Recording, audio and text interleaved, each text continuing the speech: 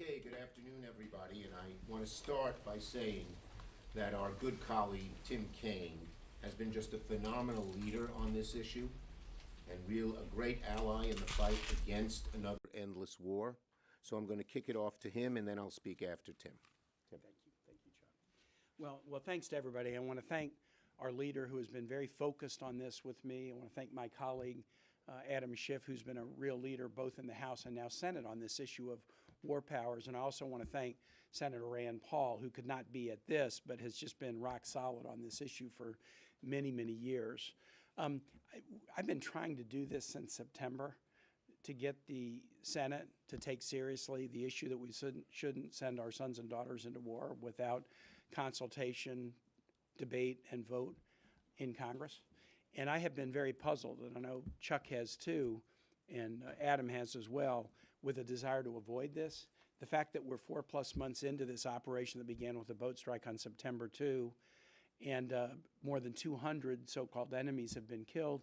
U.S. troops have been wounded. An armada has been amassed around the Venezuelan coast. We're seizing tankers. We used 150 airplanes in this air platforms in the operation Saturday, and now we're attempting to control not only the Venezuelan economy, but its politics, the timing of its elections, aspects of the Venezuelan society, as President Trump said for years. And there hadn't been a single public hearing in the Senate, in any of the committees, just drives me crazy. I came to the Senate obsessed about these war power issues because I'm a military dad and I represent a state that has deep, deep military equities. But we all should be obsessed about it. None of us should want this president or any president taking our sons and daughters to war without notice, consultation, debate, and vote in Congress. And so this was a big win today, to have every Democrat unified for this principle that this needs to be taken out of the skiff and put before the American public so they can see what's at stake and whether the administration has a plan or not. I applaud my Democratic colleagues, and I really applaud the number of Republicans who, with some urging by Senator Paul and our discussions, got on board. What does this mean? This was a motion to discharge my war powers resolution from the committee. The committee was going to lock it up and it was never going to see the light of day. So now it becomes the pending business of the Senate. What you will likely see next week is a vote on a motion to proceed, which we would expect simple majority, similar vote to today, and then a debate, finally, after months, about this military operation, the whole thing, including where it's going in Venezuela and possibly in other nations. That's a debate that under the procedure of the Senate could allow for amendments. But this is all about letting the public in on what's going on. It is so frustrating. If I'm at church, and I was on New Year's Eve, and somebody comes up to me and says, my kid's an Army Ranger, don't let the president send him into war. Or I have people ask me, what's the legal rationale? Or what's the targeting criteria? What are we doing? Even when I know answers to these questions, thus far I've been unable to tell them because we only know what we know from classified hearings. It's time to get this out of the skiff, get it on the floor of the Senate, get it before the American public, and do what the Constitution demands of us. Again, I really applaud Senator Schumer for just rock solid focusing on getting this done. And we're going to have a fulsome debate on this issue of the kind that we haven't been allowed to have for a very long time. And with that, I'll hand it back to Senator Schumer. Well, thank you, Tim. So, today, the Senate really took a critical step to reasserting its constitutional authority and towards stopping President Trump as he's lurching towards another endless, expensive war. All the while, American families here are struggling with skyrocketing costs. Next week, this fight will continue in the Senate. The more the American people hear about what's going on in Venezuela, and the more they learn about it, the less they're going to like it, the more fiercely they will oppose it. This vote moves the resolution one step closer to final passage because Democrats forced Republicans to confront reality. The president is openly signaling a long-term military and financial commitment abroad with no authorization, with no plan. Another endless war. Now, this wasn't just a procedural vote. It's a clear rejection of the idea that one person can unilaterally send American sons and daughters into harm's way without Congress, without debate. At the closed hearing, both Tim and I, my first question to the panel, including Rubio and Hegseth and all of them, is we need to have a full discussion in front of America, not just in a skiff, a classified room with only senators. The whole American people ought to hear about it, listen to it, debate it. And they won't like it. We know that. They already don't like it. And they demurred. They wouldn't do it. None of our committee chairs, despite Tim's requests, my requests, Adam's requests, would hold public hearings. And as a result, the Congress today voted on the War Powers Resolution, or actually discharging the War Powers Resolution, simply so we could have a debate on this, one of the most important issues that ever faced the American people, going to war. And we've always learned, we've learned through the years, that when we try regime change and nation building of this sort, the American families pay the price in treasure and all too often in blood. This vote shows that the American people don't want more military adventures. They don't want more nation building. The pressure is now on Senate Republicans to do the right thing and take a stand. Now, just today, as you probably saw, President Trump said in the New York Times that the U.S. involvement could last much longer than a year. A year? Longer, the reporter asked. I would say much longer, the president replied. We're going to be giving money to Venezuela, which they desperately need. So a long war fought with American dollars to give money to Venezuela and with American soldiers, in all likelihood, on the line. When the president said that, I think it sent shockwaves even through the Republican caucus. I think that's one of the reasons the number of votes have grown. And then when he doubled down, said we're going to be giving money to Venezuela, that's a stunning admission. Years of involvement, billions of dollars when families here are struggling to pay the bills, to pay their health care costs. Why isn't that money going to help the average American family have their health care premiums stay stable instead of going up $500 or $1,000 a month? Donald Trump, when he ran, promised no more endless wars, and yet he's sliding straight to another one in South America. Americans are not asking for an endless war that does not improve their ability to pay their bills. Families should not have to choose between filling their gas tank and putting food on the table, while the president casually floats billions for foreign rebuilding without transparency, without authorization, and only or even a semblance of a plan. We don't even know what the plan is. Can't go over what happened in the skiff, but it was appalling. It seemed like back-of-the-envelope stuff. So what we did today was not a partisan act. I'm very grateful to the Republicans who joined us. It was not a partisan act, it was a constitutional one. We forced Republicans to face what is obvious. Trump will not stop here and won't stop now. But today's vote sends a clear signal. No president, no matter how reckless, no matter how egotistical, gets a blank check to wage large-scale military action abroad. Unlike Republicans, Democrats are focused on the real issues here at home: health care costs, child care, housing, power. And those priorities, we believe, must come first. And the contrast between what's happening in the House, where led by Democrats and Leader Jeffries, they will, in all likelihood, send us a bill to extend for 3 years our tax credits, and what's happening here in the House, most Republicans resisting even a debate on this, the right, the ability to go to war. The contrast is glaring. So the president said it himself, as I said, a year longer, a year any longer, even longer. This will last for years. As Americans read the newspapers this morning and hear that it's going to last for years, what do they think of? What the hell is going on in his mind?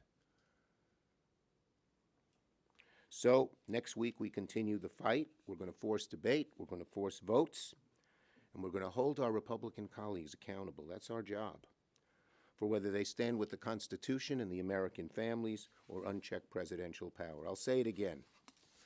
The more the American people hear about what's going on in Venezuela, the more they learn about it, the more fiercely they'll oppose it. And the more the American people hear about this, the more Senate Republicans will have to confront the reality that the last thing the American people want is another endless war. Go ahead, Adam. Thank you, Leader Schumer, and thank you, Senator Kaine, for your extraordinary leadership on this issue. Like Senator Kaine, I've long been interested and involved in this issue in the House of Representatives, trying to reform or repeal existing authorizations to use force that had long outlived their purpose. We have seen Congress's power to declare war, to refuse to authorize military action, atrophy, and sadly we have seen an atrophy in both Democratic and Republican administrations. So today's vote was very significant. We will now have a full debate on the Senate floor over the use of U.S. military force in what began as arguably an effort to interdict drug smuggling boats. That was the ostensible purpose of the military campaign. And either that wasn't the real purpose or we had an extraordinary degree of mission creep, because this now appears to be far more about oil than it does about drugs. But in either case, the reality is Congress has not authorized military action in Venezuela. And the idea that we are now going to run this country of so many millions without having to put boots on the ground, that we are going to somehow oversee a transition over a period of time without putting our service members further at risk, seems highly improbable, to say the least. Even if we were to only put a diplomatic presence on the ground, that presence must be protected. And we can see the number of troops growing even without that initially being the intention. Now, if the administration believes, as it evidently does, that risking service members to procure oil of another country is worth the risk, then let them put that to a vote. Let them come to Congress. Let them seek an authorization to use military force in that way. But given the administration has committed not to engage in regime change and not to engage in new wars, but rather to put America first, what is happening seems directly contradictory to what the president promised. So I'm looking forward to the full debate that we have next week. I hope it is really the beginning of the debate, as Senator Kaine was saying. It's time to move this out of the skiff and into the public light. Let them come and make the case for the use of military force this way. We have seen all too often in our history great hopes, great expectations about what we could do, what we could accomplish through the use of military force or economic coercion to change a regime and change the character of that regime and build a society, a democratic society. And ultimately, it is our service members who have paid such a dear cost when those hopes and expectations ran into the reality on the ground. So very grateful to Senator Kaine for his leadership on this issue. Been proud to work with him on it, and very much looking forward to a full and comprehensive debate. I think as the president's pledges that we will stay there for years continue, Republican concern will continue to grow. And all of us understand that the votes we're casting now, we will be held to answer for, depending on future events. And so, again, my thanks, Senator Kaine and Leader, for your work on this important issue. Great. Questions? Yes, sir. Thank you, Mr. Leader. Senator Thone has said that this debate next week could eat into the time that you all would be proceeding with the minibus that the House is going to pass today. Are you concerned that he even mentioned that there may need to be a CR? There's a required 10 hours to debate, but we will work with Senator Kaine so we can do both. We'd like to move the mini CR. We'll see what happens in the House. I believe it is today. Are they voting? I believe it is this week. So you're confident that you all will be able to do both? We want to try to do both. Absolutely. Leader Schumer, Yes. how much do you think some of this saber rattling over the past couple of days from the president and the administration on Colombia, on Mexico, on Greenland, on Cuba contributed to the vote today? Look, people don't want endless war. And when even before we know what they're doing in Venezuela and what they want to do in Venezuela, they can even accomplish, and we don't even know how they're going to accomplish. They start talking about Colombia, they start talking about Mexico, they start talking about Greenland. The American people are saying, what the hell is going on here? And what's gotten into the president's head? Yes. Senator Schumer, the president issued a veto threat. Yeah, so the president issued a veto threat on this resolution. You don't have 67. Do you see? One day. But do you see the appropriations bills that are coming up that are needed to keep the government open past January 30th as an opportunity to put in a spending limitation? That Look, we don't even know what the president, what the administration, the Trump administration doesn't even have a plan. So we don't even know what they're asking for. Yes. Trump and several of your Republican colleagues maintained that the operation over the weekend was only for a law enforcement operation. Does this war powers resolution go far enough to prevent all unauthorized military force, or would a law enforcement operation be a loophole for the Trump administration? Mr. Kaine. Yeah. If this had just been an arrest of Maduro to bring him back to the Southern District of New York to face charges on a valid indictment, I wouldn't have called this up for a vote. And I think there's a question under the War Powers Resolution whether an arrest operation, even if it had a military escort, was hostilities that would allow this kind of a privileged vote to get a guaranteed vote on the floor. That's not what this is.